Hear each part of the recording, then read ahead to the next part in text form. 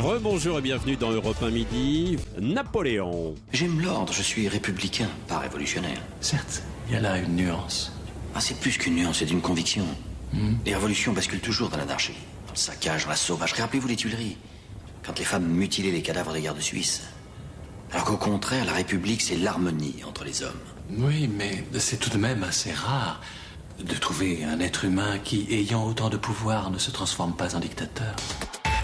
Voilà un extrait effectivement de Napoléon. Il y a eu de multiples films qui ont été réalisés autour de Napoléon et des ouvrages. Alors c'est sans doute le personnage au monde qui a suscité le plus d'ouvrages. Son nom est souvent accompagné de polémiques qui revient régulièrement à la une dans la presse. Alors pourquoi parle-t-on autant de Napoléon aujourd'hui? Alors c'est vrai, il y a eu ce parallèle il n'y a pas si longtemps avec Nicolas Sarkozy, l'ancien chef de l'État présenté notamment par les grands journaux américains ou britanniques en empereur sur son cheval à la conquête de l'Europe. Ça c'était il y a de ça déjà quelques bons mois, voire quelques petites années.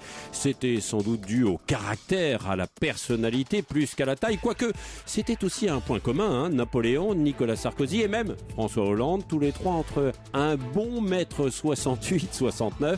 Plus sérieusement, l'importance et le rayonnement de Napoléon continuent de susciter beaucoup d'intérêt avec des avis très tranchés, divergents. Certains ont même remarqué un Napoléon's bashing. Il fascine autant qu'il inquiète. A-t-on donc vraiment un problème avec Napoléon?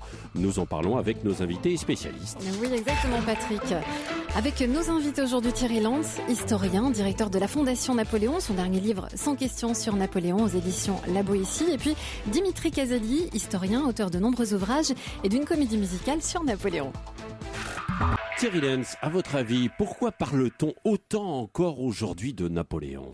Parce que c'est le personnage principal de l'histoire de France. Oui, mais on n'en parle pas qu'en France d'ailleurs. On le verra tout à l'heure, on en parle peut-être plus à l'étranger. On en parle en France, on en parle beaucoup à l'étranger. Et si vous voulez, vous posiez tout à l'heure la question dans votre introduction de pourquoi le Napoléon bashing, etc. En fait, il ne concerne pas la population française, il concerne une espèce de superstructure intellectuelle qui trouve qu'il est de bon ton de critiquer les choses de l'histoire, les choses, y compris d'ailleurs les choses d'aujourd'hui. On plaisante surtout, donc pourquoi on ne plaisanterait pas sur Napoléon? En revanche, dans la population, c'est-à-dire probablement dans la majorité de vos auditeurs, les gens sont à la fois intéressés, ils ont envie d'en savoir plus. On achète beaucoup de livres sur Napoléon. Les programmes télévisés sur Napoléon ont toujours beaucoup de succès. Donc les Français dans leur ensemble aiment bien Napoléon, mais il y a la petite couche de ceux qui font l'opinion, qui pensent pouvoir la changer par le Napoléon bashing. Oui, mais pourquoi? Qu'est-ce qui suscite justement? C'est son règne. Ça a commencé en fait. Dimitri Kazali. Voilà, en 2005. Il y a eu quand même une grave crise. En 2005, on a impossible de célébrer Austerlitz, puisque Dominique de Villepin, Premier ministre à l'époque, a refusé, avec Jacques Chirac, qui n'aime pas Napoléon, il faut avoir le courage de le dire, de célébrer Austerlitz, qui était quand même la plus grande victoire militaire de toute l'histoire de France. Alors que nous avons envoyé le Charles de Gaulle célébrer la victoire de Trafalgar en Angleterre, nous avons été incapables de célébrer cette victoire à cause justement de pression politique et de groupes communautaires. En particulier, il faut avouer que la loi Taubira sur l'esclavage a fait énormément de mal à l'image de Napoléon, puisqu'aujourd'hui dans les livres d'histoire, le manuel de nos enfants, vous ouvrez, il y a 5-6 malheureuses pages, vous ouvrez les manuels scolaires, vous voyez une seule chose. Napoléon n'a fait plus qu'une seule chose aujourd'hui, il a rétabli l'esclavage. Ce qui est somme toute très réducteur. Alors pas dans tous les ouvrages quand même. En fait, dans le Magnard de 4e et dans le Nathan, vous allez voir aujourd'hui, c'est un fait complet. Oui. Pourquoi il y avait cette peut-être pas haine, mais en tout cas ce ressentiment de Jacques Chirac à l'égard de Napoléon? On sait bien que le président Chirac est un radical socialiste, contrairement à Charles de Gaulle. Vous y allez en fait un peu vite, les auditeurs sont un peu surpris par En fait, c'est une image tout culte de la personnalité aujourd'hui est vraiment mal compris, comme le disait Thierry tout à l'heure. Effectivement, parmi l'intelligentsia et les intellectuels français, il est de bon ton de casser, de dénigrer, de critiquer Napoléon, et surtout dans un contexte de crise morale gravissime, ce qui est fondamental parce que Napoléon est une part essentielle de notre identité collective, de notre part de rêve et d'imagination. Donc refuser, gommer notre histoire comme on le fait aujourd'hui, c'est se tirer une balle dans le pied dans la compétition internationale mondiale, alors que les pays étrangers sont fascinés par Napoléon. Thierry Lenz, d'accord avec cet avis ? Oui, alors gommer à ce point-là notre identité forgée à travers ce qu'a apporté Napoléon ? Non, je dirais que... Enfin, qu'est-ce qu'il a apporté ? D'ailleurs, il faut peut-être le préciser d'entrée, sur son héritage encore. Il a apporté beaucoup des choses qu'on est en train de démonter aujourd'hui. Par exemple, l'organisation de l'État, le code civil, etc. Concrètement, donc, sur l'organisation de l'État, sur l'organisation de l'État, par exemple, le problème aujourd'hui est l'abandon des principes de départ qui pourraient conduire à une forme de cessation de l'unité de l'État. Ce que voulait faire Napoléon avec la centralisation, c'était pas créer un régiment d'infanterie avec la France, c'était conforter l'unité nationale. Or, on s'aperçoit aujourd'hui que, je pense par imprudence, par flemme, on ne surveille pas assez ce qui est en train de se passer au niveau, par exemple, d'une décentralisation dont on ne sait pas très bien où elle va mener. Je vous donne un exemple qui est presque un exemple de retour à l'Ancien Régime. On apprend ces derniers jours que le maire de Lyon et le président du Conseil général du Rhône viennent de passer un accord par lequel ils vont se partager des compétences. Et le gouvernement annonce que, une fois qu'ils auront passé cet accord, on va faire une loi pour l'approuver. Écoutez, c'est l'Ancien Régime. On fonctionne à l'envers. Les seigneurs locaux se mettent d'accord entre eux, puis l'État est bien obligé de suivre après. Ouais. Alors, je ne dis pas qu'on a mis en péril l'unité nationale, mais je dis que une partie de la force de l'État et une partie de la centralisation confortent l'unité nationale. Donc, je dirais qu'à chaque fois qu'on y touche, il faut savoir ce qu'on fait et il faut savoir ce qu'on veut faire à la fin. Parce qu'on a l'impression que cette idée de décentralisation n'a pas de fin. Oui, mais on disait aussi que tout était trop centralisé à Paris. C'était Paris et le désert français il y a quelques années. Bien sûr, mais je crois que c'est maintenant fini. Les grandes lois de décentralisation de 82, maintenant ça fait plus d'une trentaine d'années. Je crois qu'il faut... Le problème, c'est pas de décentraliser ou de pas décentraliser, c'est de savoir ce qu'on veut faire. Avec Napoléon, ce qui est assez frappant, c'est que dans toutes les actions d'organisation, de création de code, etc., il sait ce qu'il veut faire. Or là, on a quand même l'impression que les choses avancent, mais on sait pas où on va, quoi. Et c'est peut-être un petit peu ce qui... Alors que lui, en quelques années, puisqu'il n'y a eu que 15 ans, finalement, de règne, si je puis dire, dans ces 15 ans à la tête du pays, il a apporté une organisation très forte, quoi. Il a totalement donc réformé la France. Aujourd'hui, nous avons besoin plus que jamais d'un homme providentiel qui réformera la France tel que Napoléon l'a fait, surtout dans les années du consulat, c'est-à-dire 1799-1804. En 5 ans, il a totalement alors, il faut construit. dire aussi qu'il y avait eu la Révolution auparavant, qu'il y avait... Oui, bien sûr. Il a préservé les acquis de la Révolution, ça c'est un fait. Et ensuite, il a construit ces masses de granit sur laquelle la France moderne, la France républicaine existe depuis 200 ans. Il faut le dire. Pour l'école, par exemple. Pour l'école, le lycée, l'université, mais on peut parler du Conseil d'État. Qu'est-ce qu'il a apporté que les gens ont un peu oublié, forcément. On parlait du Code Napoléon, le Code civil, bien sûr, dont 50% des articles sont toujours opérationnels aujourd'hui. Le Conseil d'État, les préfets, les lycées, les universités, les conseils des prud'hommes, l'organisation de la comédie française est encore régie par Napoléon Ier. Vous voyez, c'est absolument hallucinant. Mais il faut replacer quand même Napoléon dans le contexte mondial. Aujourd'hui, Napoléon est le Français le plus populaire au monde. Il faut voir qu'il il fascine complètement les Anglo-Saxons, les Chinois. Pour les Anglo-Saxons, il est ce self-made man qui a réussi tout seul parce qu'il y a du, je le dis toujours, il y a du petit immigré chez Napoléon. Il arrive en France à l'âge de 10 ans sans parler un traître mot de français et il va devenir le fondateur de la France moderne et le maître de l'Occident en s'intégrant. Oui, alors il arrive, il faut repréciser un petit peu en une page d'histoire quand même assez brève, il arrive de Corse, où il était effectivement en Corse, il va en Bourgogne, c'est ça Oui, à Brienne, donc à l'école militaire royale de Brienne, où son père a décroché une bourse royale, et là, il a un peu pistonné à l'époque. Pistonné, bien sûr, mais il y a eu cette haine de la France, parce que c'est un nationaliste corse intransigeant, et voilà mon message que quand j'étais professeur à Cergy-Saint-Christophe, je rabâchais à mes élèves, grâce à la culture française, grâce à sa fascination des Lumières, de Rousseau et de Voltaire, il va s'imprégner de la civilisation et de la culture française, il va devenir plus français que les Français de souche. Voilà le message qu'il faut faire passer aujourd'hui, au lieu de supprimer Napoléon de nos manuels scolaires, comme le fait le ministère de l'Éducation nationale aujourd'hui. Oui, alors Thierry Lenz, est-ce que vous êtes d'accord, c'est vrai, sur ce thème, le fait que progressivement dans les manuels scolaires, on accorde peut-être un peu moins d'importance à Napoléon ? C'est un fait, il suffit d'en ouvrir un et de regarder les choses. Pourquoi ce tabou finalement? Parce que ça ressemble à un peu du tabou. Alors moi, je suis moins spécialiste de l'éducation nationale que Dimitri, mais j'ai quand même l'impression que il faut que chaque ministre ait eu à la fois sa réforme, ses nouveaux programmes, etc., qu'il ne dirige d'ailleurs même pas lui-même, puisque ce sont des commissions composées de qui travaille comment, on n'en sait rien.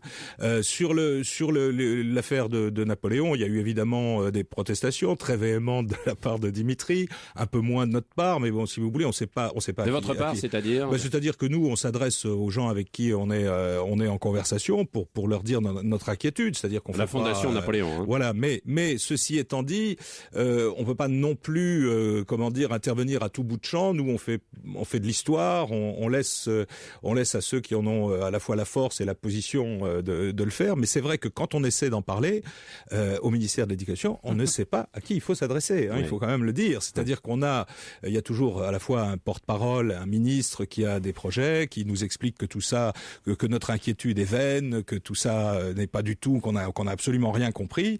Et le résultat, c'est quand paraissent les manuels scolaires, vous savez le résultat que vous a dit Dimitri, c'est-à-dire qu'on a des choses dessus. Napoléon fait 4 pages sur 150 et on y passe une demi-page à parler effectivement de l'esclavage. Et quels sont les arguments que l'on vous rétorque, quoi? Que Napoléon n'est pas politiquement correct. Effectivement, aujourd'hui, en France, on a honte de notre histoire un peu trop glorieuse, de redire que la France était la première. Parce que pour certains, c'est un conquérant assoiffé, quoi. Voilà. Alors, il y a deux choses. Il y a les intellectuels de l'université française qui le traitent encore. Je me souviens à la Sorbonne, lors de mes études, on entendait sans arrêt Napoléon égale Hitler. Oui. Pratiquement, tous les jours. Heureusement que Jean Tullard mettait bon ordre là-dessus. Et ça, c'est déjà spécifique des intellectuels et puis de certains journalistes aussi engagé, Edwy Plenel a osé dire que la Légion d'honneur était une institution vicieuse. Sérillon a dit que Napoléon était un beau salopard à la télé, à l'émission de Michel Drucker. Vous voyez, il y a ce travail de sape constant des élites. Ils clivent beaucoup, parce que c'est vrai que pour certains, c'est un géant avec une ombre encore immense sur l'Europe, et puis pour d'autres, quand même, c'est vrai qu'il n'a pas fait que de belles choses dans ses conquêtes. Mais justement, c'est cette part d'ombre et de lumière qui peut apporter beaucoup pour la pédagogie. Moi, je me place toujours sur le plan professoral. Pour redonner le goût de l'histoire aux jeunes Français, il faut leur faire aimer une histoire humaine. Et voilà, parce qu'aujourd'hui, c'est une histoire déshumanisée. Et Napoléon a cette part d'ombre et de lumière qui est fascinante. Il est à la fois un être incroyable, prodigieux d'un jour, et le lendemain, il est misérable. Il se conduit comme le pire des salopards le lendemain. Oui. Et quand bien même, si on voulait faire seulement de l'histoire à ce sujet-là, on aurait aussi des choses à dire et qui serait éduquante entre guillemets pour les plus jeunes. Je prends un exemple assez traditionnel. On a toujours essayé de diviser en Napoléon en quelque sorte son action extérieure, son action intérieure. Moi, très longtemps, j'ai cru que cette différence était artificielle. Mais en réalité, quand vous regardez les choses de près, Napoléon n'est pas le même à l'intérieur que dans ses conquêtes. Et pourquoi ? C'est-à-dire comment il n'est pas le même ? C'est-à-dire que ça s'explique tout simplement, c'est qu'à l'intérieur, contrairement à ce qu'on dit, on parle parfois de totalitarisme, mais ça c'est parce que les gens savent pas ce que ça veut dire, mais on parle de dictature militaire, de choses comme ça. Eh bien, ils ne savent pas qu'à l'intérieur, il a continué à exister des pouvoirs d'empêcher, des pouvoirs de conseil, des chambres qui ont continué à fonctionner. Alors évidemment, elles n'ont pas lutté souvent à visage découvert, mais ça je dirais que c'est le lot habituel de la politique. On n'attaque pas son adversaire quand on est sûr de perdre. Mais ça montre qu'à l'intérieur, loin de la dictature, on a créé des pouvoirs d'empêcher, des pouvoirs de conseiller qui n'existaient pas à l'extérieur, où Napoléon était beaucoup plus libre de ses mouvements et je dirais de suivre son imagination qui était assez débordante sur le plan de la politique extérieure. Et ça explique que, au fond, l'œuvre intérieure, qui est bien sûr l'œuvre de Napoléon, mais qui est aussi l'œuvre sur l'organisation, voilà, qui est une œuvre aussi de toute une génération, la génération des Lumières, la génération, au fond, pour plaisanter un peu, ceux qui ont survécu à la Révolution, c'est-à-dire les plus intelligents des révolutionnaires. C'est une œuvre collective, une œuvre, pour reprendre les mots de Dimitri, une œuvre très française, avec un patron et des équipes qui travaillent. C'est exactement ça. En fait, il y a deux hommes dans Napoléon. Il y a un parcours sans faute du consulat jusqu'en 1808, 1809, où c'est pratiquement, effectivement, il y a encore la devise République française sur le franc germinal. Donc, on sent bien Et puis ensuite, en 1809, quand il épouse Marie-Louise, on sent la transformation. Il épouse la nièce de Marie-Antoinette. Et il devient vraiment un autre homme avec des côtés vraiment très très néfastes. Et là, c'est-à-dire ces côtés néfastes. Et là, un peu plus autoritaire. Là, on peut parler peut-être, moi je dirais, de dictature. Oui, certains, quand vous disiez tout à l'heure, certains le considèrent comme un salopard parce que c'était un déni de démocratie. Voilà, mais il a imposé. Alors, ce que je veux dire, c'est qu'ils oublient les 10 premières années du règne qui sont absolument extraordinaires, que le monde entier nous envie, et ils se focalisent sur les 4 dernières où, effectivement, après Napoléon vaincu, redevient humain. On le revoit à Sainte-Hélène tel qu'il était en Italie. Voilà, dans un instant, juste après une petite pause, on va revoir ces 10 années justement que nous envie le monde entier, comme l'a dit Dimitri Casali à l'instant et Thierry Lenz, pourquoi il fascine autant et qu'est-ce qu'il inspire aussi aux Français. On n'a pas beaucoup parlé, on va le voir dans un instant. Oui, on continue de parler de ce grand personnage historique qu'est Napoléon. D'ailleurs, le dernier sondage d'Historia sur le personnage préféré des Français le place toujours en pole position. Est-ce que c'est le cas pour vous aussi? Vos réactions sur la page Facebook d'Europe 1 Midi, ou toujours avec vous, Patrick Roger. On parle de ce grand personnage historique qu'est Napoléon avec nos invités, Thierry Lenz, historien, directeur de la Fondation Napoléon, son dernier livre 100 questions sur Napoléon aux éditions La Boétie. Passionnant, je vous le conseille. Oui, Dimitri Casali également. De regarder effectivement sur toutes ces questions, effectivement vous saurez tout.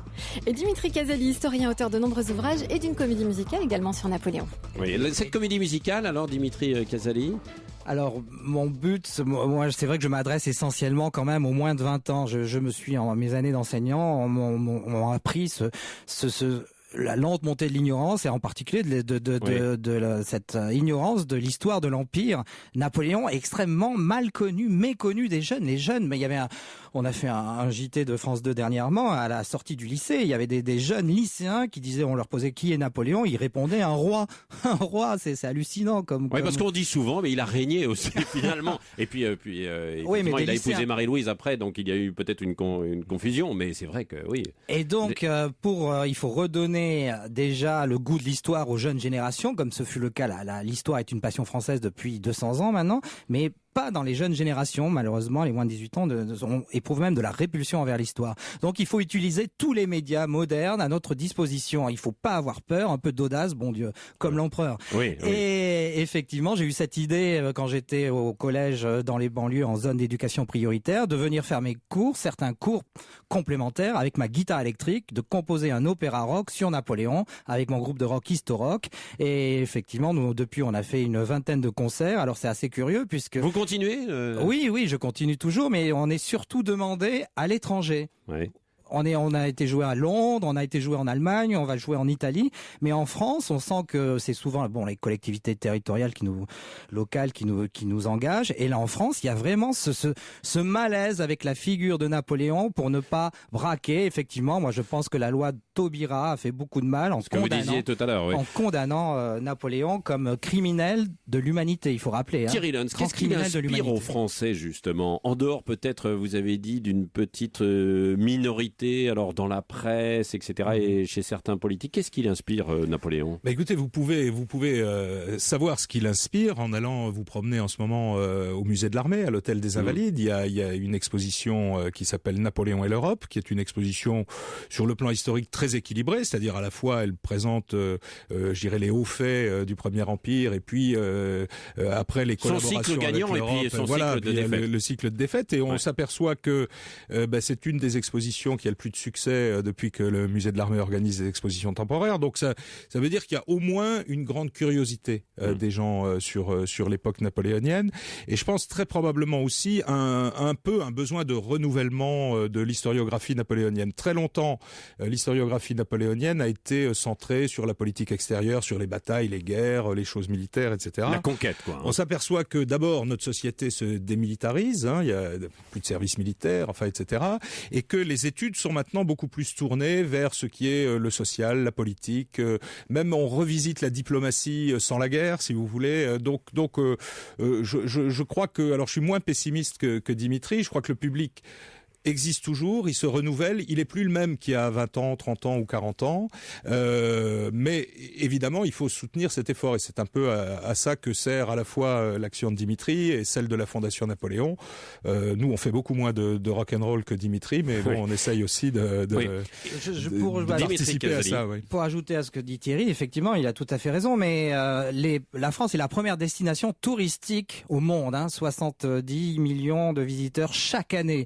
Et qu'est-ce qu'ils viennent voir, les étrangers, donc les Japonais, les Sud-Américains? Ils viennent voir à la fois Versailles et les Invalides. Donc effectivement, on a l'impression que Napoléon suscite toujours cette fascination, mais c'est une fascination essentiellement étrangère. Même si on ne présente pas dans l'ensemble de nos dépliants touristiques, on ne met pas Napoléon en tête. On ne le met pas dans les manuels d'histoire, on ne le met pas non plus. Justement, c'est ce que je prône, le soft power. Il faut s'inspirer. J'ai moi-même participé à un jeu vidéo britannique qui s'appelait Napoleon Total War. C'est un jeu sur PC que les Anglais ont fait sur Napoléon. Ils ont vendu 4 à 5 millions d'exemplaires au monde, au Japon, partout dans le monde. Et grâce à ça, ils ont créé 25 emplois dans la banlieue de Londres. Oui. Et nous, quand je vais proposer un jeu vidéo en France, tout le monde me rit au nez, jamais un jeu sur un tel dictateur. Oui, et pourtant, alors, vous avez dit dictateur, on aurait pu le prendre pour un dictateur, et notamment à l'étranger chez nos Européens, qu'on a assaillés, effectivement, qu'on a combattu, pendant quelques années. Et pourtant, il les fascine beaucoup. C'est très très curieux. Enfin, c'est très curieux, mais ça s'explique assez facilement. C'est que ce sont effectivement les pays étrangers qui ont le plus célébré, on va dire, ou commémoré les bicentenaires napoléoniens. Je crois que c'est parce que Napoléon est en train de devenir véritablement un personnage européen. C'est-à-dire qu'il est un peu... on recherche actuellement un personnage européen, et finalement on retombe sur Napoléon. Dans 200 ans, Napoléon, ce sera Charlemagne, quoi. C'est-à-dire que... Alors je dis pas qu'on se battra pour savoir où il est né, s'il était allemand, français, hollandais ou belge, mais c'est un personnage qui, comme il a laissé sa trace il vient à la base d'Italie, avec sa famille. Comme il a laissé sa trace un peu partout, et il appartient aussi un petit peu à tout le monde, et c'est d'ailleurs assez frappant de voir comment les Russes l'année passée ont célébré le bicentenaire de la guerre de 1812. Alors évidemment ils ont célébré leur victoire, on peut quand même pas leur reprocher, ils ont quand même gagné cette guerre, mais ils l'ont fait aussi dans une ambiance, on va dire, napoléonienne extrêmement marquée, et il n'y a jamais eu de réaction amère, aigre vis-à-vis de Napoléon du côté des Russes, parce que c'est un personnage que malgré tout, malgré le fait qu'il se soit fait la guerre et qu'il y a eu cette guerre assez cruelle de 1812, il continue à avoir avec lui des rapports un peu doubles. Quelle était sa vision de l'Europe à Napoléon? Est-ce qu'il en avait une déjà à l'époque? Véritablement, plutôt que de se défendre, on a dit il est allé à la conquête, et en même temps il disait c'est pour défendre aussi notre territoire. Il avait une vision de l'Europe très... Oui, effectivement, c'était l'Europe, mais avec la France.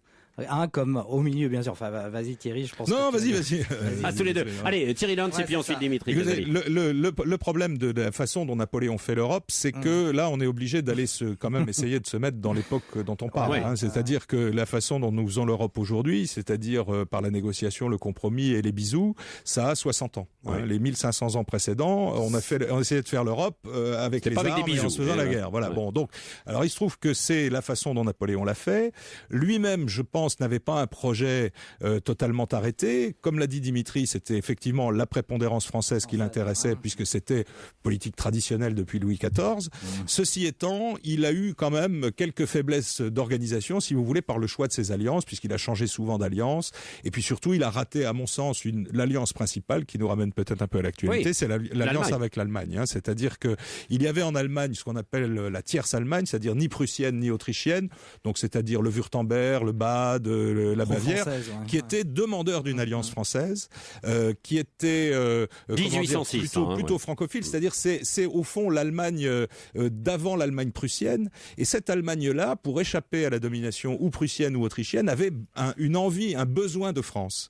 Et Napoléon, alors c'était un besoin, cynique, c'est pas du tout de l'amour, mais Napoléon a manqué cette alliance-là parce que il a surtout utilisé l'Allemagne comme dans des alliances militaires, comme fournisseur fournisseur de contingents à la Grande Armée, alors même que le traité de la Confédération du Rhin de 1806 prévoyait des institutions politiques qui n'ont jamais été mises en place.